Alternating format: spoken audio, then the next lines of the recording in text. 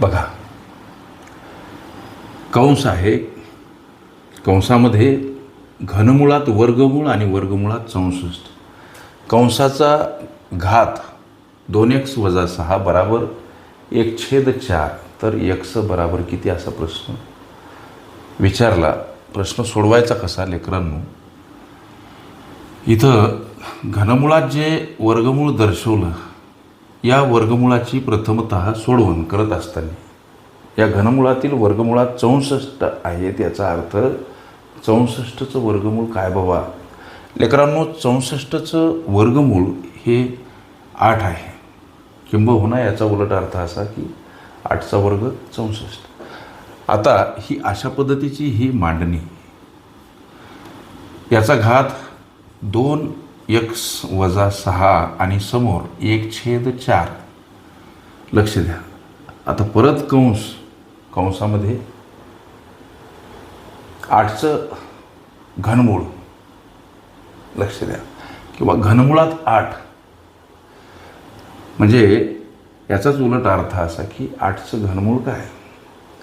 8चं घनमूळ लेकरांनो 2. मग आता 2चा घात 2x - 6 समोर याची मांडणी करत असताना आम्हाला मूळ ॲज इक्वल करायचं. मूळ घात ही संकल्पना इयत्ता 8वीमध्ये आम्ही शिकलो, मूळ आणि घात. मग या 4चं मूळ घातामध्ये रूपांतरण करायचं, म्हणजेच 2 या मुळाचा 2 हा घात, असं याचं वाचन. लक्ष द्या. इकडलं हे 2 आणि इकडलं हे 2 मूळ ॲज इक्वल करायचं. गणिताला सुलभ सोपं करायचं. संक्षिप्त करत उत्तराप्रत पावलं टाकायचे म्हणून गोष्ट लक्षात ठेवा. आता इथं 2चा घात 2x - 6 बराबर 1 छेदस्थानी 2चा घात 2 म्हणा किंवा 2चा वर्ग म्हणा. याची मांडणी इथं छेदस्थानी 2चा पॉवर 2 याची मांडणी लेकरांनो 2चा घात - 2 अशी करावी लागते. का करावी लागते याच्या पाठीमागचं फीडबॅक वेळ भेटला नक्की सांगेन. आता इथं 2चा घात 2x - 6 आणि इकडं 2चा घात - 2 हे नंतर सांगेन. याचं कारण काय? याला खूप वेळ लागते लेकरांनो, अवश्य सांगितल्याशिवाय राहणार नाही. लक्ष द्या. आता मूळ सारखं झालं यासाठी या 2ला हे 2 का कपात होतात? तर हे 2 पद परस्परांना अंश छेदात्मक स्वरूपामध्ये भागीला आहेत, म्हणून 2ला 2 खलास. म्हणजे 2x - 6 इकडं -2 सर. या 2xला जर आम्ही एकटं करतो तर या -2कडे जाताना हे 6 + 6 अशा स्वरूपात मांडावे लागतात.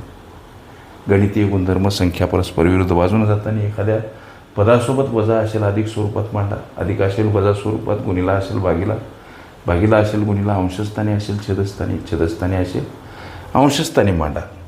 मग आता इथं 2x बराबर -2 + 6, एक संख्या वजा एक संख्या अधिक, तेव्हा मोठ्या संख्येतून लहान संख्या वजा करत उत्तरासमोर मोठ्या संख्येच्या समोर असलेलं चिन्ह द्यायचं. हा गणितीय गुणधर्म. म्हणजे इथं गोळाबेरीज +4. आता एक्सला एकटं करा. 4कडे अर्थात जाताना 2 भागीला, आणि एक्स म्हणजे काय? तर हा 2ने गेलेला भाग. तुमच्या एक्सचा व्हॅल्यू काय? तर 2 हे तुमच्या या विचारल्या प्रश्नाचं लेकरांनो उत्तर. ओके. वर्गमूळ घनमुळावरील क्रिया ही माझी प्लेलिस्ट सोबत विस्तार सूत्रे ही सुद्धा माझी प्लेलिस्ट अवश्य बघा. त्यामध्ये विविध स्पर्धकांनी विविध अंगांनी विचारल्या संभाव्य अशा असंख्य प्रश्नांचा सराव तुम्हाला करता येईल.